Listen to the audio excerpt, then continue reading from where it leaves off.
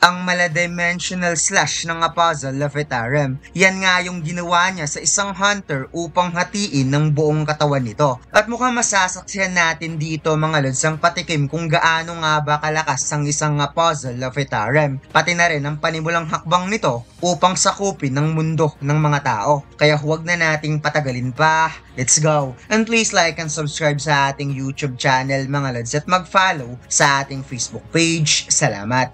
Nagsimula ang chapter na ito kung saan ipinakita ang mga armored truck na nakaparking sa labas ng pyramid at dito pala nagpahinga ang mga taga-Ashura Guild matapos silang iniligtas ni Soho nung nagwawala si Amot. Habang natutulog si Ryu, narinig niya na parang may tumatawag sa kanyang pangalan at ito pala ay si Soho na nakangiti at ginising siya. Sinabi ni Soho na ang dungeon ay tapos niya nang makleared at gusto daw niyang manghiram ng cellphone at si Ryu naman ay parang naalimpungatan dahil sa himbing ng kanyang pagkakatulog. Kaya nung nakita niya na wala na ang pyramid at ito ay naging buhangin na lamang, siya ay napasigaw at hindi makapaniwala. Lumipat ang eksena sa airport kung saan sinabi ni Ryu na hindi niya makakalimutan si Soho kung paano iniligtas ang kanyang buhay sa Pyramid Field. Kaya gusto niyang magpatuloy ang contact nila sa isa't isa kahit ito ay nakauwi na sa Korea. At sobrang nagpapasalamat din ang ating bida dahil si Ryu pala ang gumastos para makauwi siya papuntang Korea. At pati na rin ang pagtulong nito na makontak ang kanyang uncle kung saan hindi ito makapaniwala kung paano siya nakapunta sa Egypt kaya tumagas tuloy ang luha ni Jinwoo nang nalamang ligtas ang kanyang pamangkin.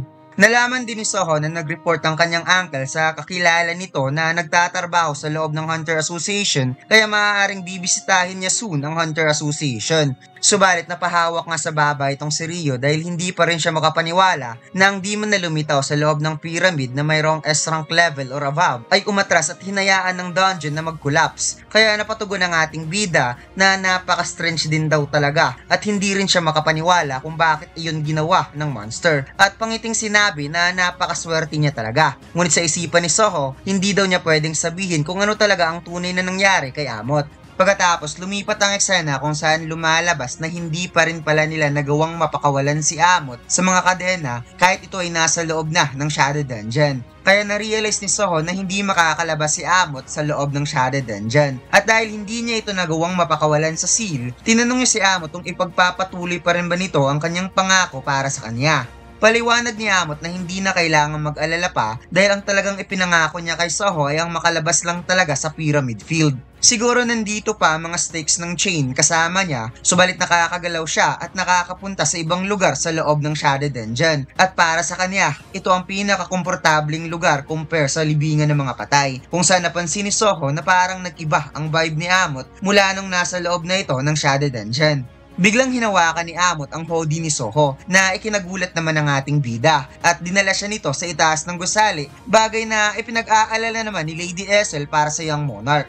Pumunta sa rooftop si Amot habang hawak-hawak niya si Soho kung saan ipinakita niya sa Young Monarch na kahit nanghihina siya ngayon, hindi may paliwanag ang kanyang saya dahil muli niyang naramdaman ang great nature sa loob ng Shadow Dungeon na sobrang tagal niya nang hinintay at ipinangako niya na susundan niya ang Young Monarch kahit anong mangyari. Pagkatapos bumalik ang eksena kung saan nagpaalam si Soho kay Ryu habang papasok na ito sa departure area. At napaisip ang ating bida na dahil siguro nagbukas ang raid gate sa loob ng Shadow Dungeon at lumitaw ang quest, ito ay dahil gusto ng system na makilala niya si Amot upang kanyang maging teammates bilang descendant ng Monarch of the Iron Body.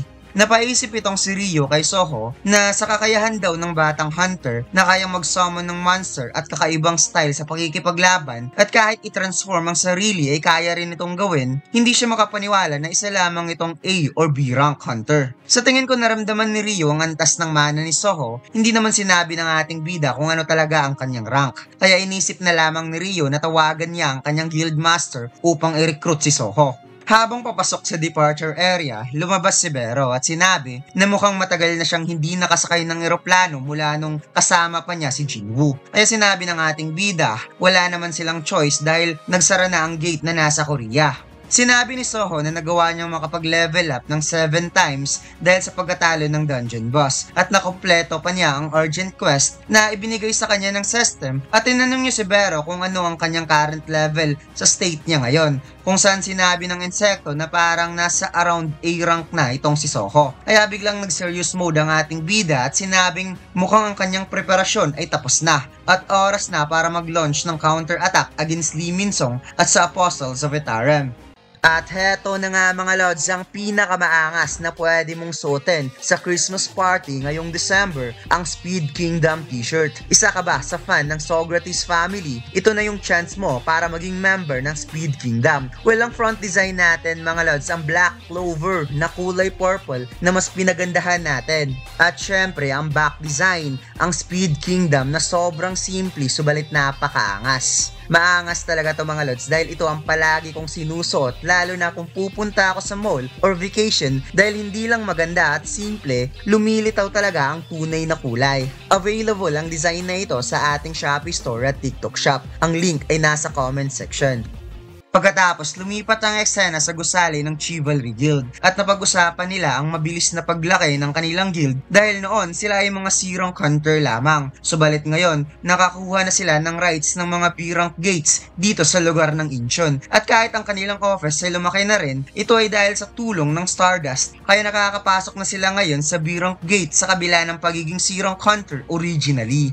Tugon ng isang hunter na mas napapadali daw ang pagbili nila ngayon sa black market at naging mura pa. Hindi niya alam kung sino ang gumawa nito subalit malaki ang kanyang pasasalamat sa lumikha ng Stardust. Napatanong ang isang hunter kung maganda ba sa pakiramdam ang bagay na yan dahil sa tingin niya merong kakaiba patungkol dito. Kaya napatugon ng kanyang kasamahan na hindi daw nito nararamdaman ng kanilang kasiyahan dahil isa naman itong tunay na B-rank hunter. At dito ipinakilala ang isang hunter na nagngangalang Kim Sung-soo. Sinabi ni Kim Sung-soo, narinig niya sa Hunter Association na makukonsider sa paglabag ng batas ang paggamit ng Stardust. Kaya napatanong siya sa sarili kung bakit ginagawa ito ng Hunter Association kung wala naman itong side effect. Na wikang, hindi ba daw mas maganda na nakakapag-close ng maraming gate ang mga hunter dahil sa Stardust? Kaya nakaka-frustrate daw dahil wala man lang ginawa ang Hunter Association para sa kanila na mga low-rank hunters at wala rin siyang magagawa kung magrereklamo siya patungkol dito.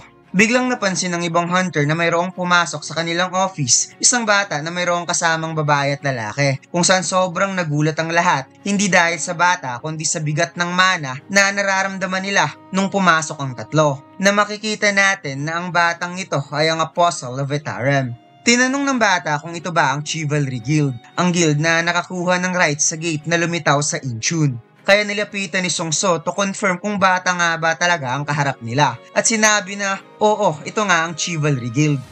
Ano naman ngayon? Sinabi ng Apostle of Etarim na ibigay sa kanya ang right ng guild. Kaya napaha na lamang si Sung-soo at bigla na lamang siyang nagulat nang nagawa nitong makontrol ang mga kasamahan sa guild by unleashing Imana sa paligid at bigla na lamang nagbigay pugay ang kanyang mga kasamahan na wikang maligayang pagdating, Apostle of Etarim. Sobrang nagulat si Sung-soo kung bakit bigla na lamang tumayo ang mga kasamahan at yumuko sa harap ng bata. At hindi niya alam kung anong klaseng joke ang ginawa ng bata sa mga kasamahan niya sa guild. Na-realize ng Apostle na mayroon palang hunter na hindi pa nakapag-consume ng Stardust at para sa kanya isa itong perpektong pagkakataon. Kaya inutusan niya ang lahat na takpan ng tainga at pumikit upang hindi nito marinig ang kanilang pag-uusap at makita ang posibleng mangyari. Napatanong si Sung-soo kung ano ang sinabi ng bata. Bakit nito nagagawa ang ganitong klaseng bagay? Kung saan sumagot naman ang Apostle na gusto niyang makipag-usap sa ibang tao bukod sa tangang yon. At mukhang ang tinutukoy niya ditong tanga ay si Lee Min-sung. Sinabi niya na ang kanyang creator ay gustong magkaroon ng rights sa mundo na walang master at naparito siya sa Earth upang tuparin ang kagustuhan ng kanyang creator. Hinawakan ni Sung-soo ang kanyang sandata upang maghanda at napatanong kung anong sinasabi nito dahil ni isa wala siyang naintindihan. Ipinagpatuloy ng Apostle ang kanyang pagsasalita at sinabi na nung nakarating siya sa Earth, nagkaroon siya ng isang katanungan dahil ang creation daw ay ginawa upang maisakatuparan ng kagustuhan ng isang creator. Subalit ang mga tao daw ay nakakuha ng ibang purpose at gumalaw ito sa sarili nitong kagustuhan. At dito'y tinanong niya kung ano ang kagustuhan ng creator na na-fulfill ng mga tao na makikitang hinawakan ng Apostle ang weapon ng hunter na nasa tabi nito. Inilabas ni Sung-soo ang kanyang sandata at sinabi na hindi niya alam kung sino ang creator na tinutukoy nito at inutusan niya ang Etarim na ibalik ang consciousness ng lahat at dagdag pa niyang katanungan kung ang creator ba na tinutukoy nito ay ito ba ay nasa occultismong region o isang alien. Sinabi niya na maaaring bata ang kaharap niya ngayon, subalit hindi niya ito hahayaang i-prank siya ng ganito. Unting-unting hinila ng nga puzzles ang sandata, bagay na ikinagulat ni Sun Tzu dahil naramdaman niya ang napakatindi nitong kapangyarihan kung saan umapaw na pala sa galit ang nga puzzle dahil sa tingin niya nilampas tanganan ng isang tao ang kanyang creator, na makikitang umapaw ang napakatinding mana ng nga puzzle habang binabalutan niya ng mana ang weapon, kung saan na-realize ni Sun Tzu na ina-amplify ng bata ang weapon upang palakasin, kaya hindi siya nagdadalawang isip na unahan niya ang batang kaharap niya. Subalit in just a single slash, tumalsik ang kalahati ng naputol niyang weapon at walang kahirap-hirap na hinati ng puzzle sa Vetarum ang kanyang katawan, na makikitang tumagos pa ang atake nito sa dingding kung saan nakatayo ang dalawa niyang bodyguards. Bumaon sa ulo ng hunter ang tumalsik na weapon, kaya nagsisitalsikan ng dugo papunta sa puzzle. Isa lang sana ang papatayin, ngunit sa harap at likod ang nagawa niyang mapatumba. Inutusan ng puzzles ang lahat na makinig muli at buksan ng mga mata upang linisin ng buong lugar. Pagkatapos kagad itong lumabas sa kwarto habang umuusok pa sa likod dahil sa atake niya kanina, bagay na ipinagtataka naman ng ibang hunter na nakabantay sa labas kung bakit nagkaroon ng matinding pagsabog. Kagad kinontrol ng puzzle of Vetarum ang dalawang hunter at sinabi na kalimutan ng lahat kung ano man ang kanilang mga nakita. At napaisip kung ano ang ibig sabihin ng salitang free will. Dahil para sa kanya, ang lahat ng creation na ginawa upang ma-execute ang kagustuhan ng isang creator. However, in this universe, ang creation mismo ang pumatay sa creator sa pamamagitan ng tinatawag nilang own will.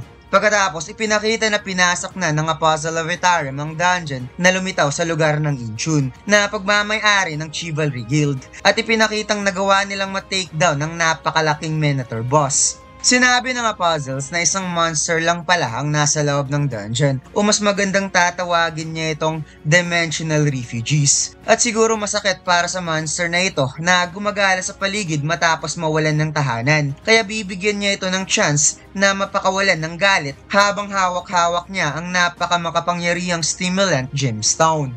Napasigaw na lamang ang Minotaur sa sobrang sakit dahil inalgay ng puzzle sa kanyang mata ang gemstone, na wika ng puzzles na magwala ka hanggat gusto mo, dahil gusto niya na imbestigahan ang mundo ng mga tao para sa kapakanan ng kagustuhan ng kanyang creator. Na parabang iba ang utos ngayon ng puzzle compare sa ginawa niya kay Brockie na manggidnap ng tao upang gawing supply for Stardust, at mukhang kaguluhan ng gustong ipagawa ng puzzle sa bagong monster in the next arc na makakalaban ng ating bida. At dito lang nagtatapos ang chapter na ito mga lods. Huwag mo sanang kalimutang mag-like, comment at mag-subscribe sa ating YouTube channel. At mag-follow sa ating Facebook page. Salamat!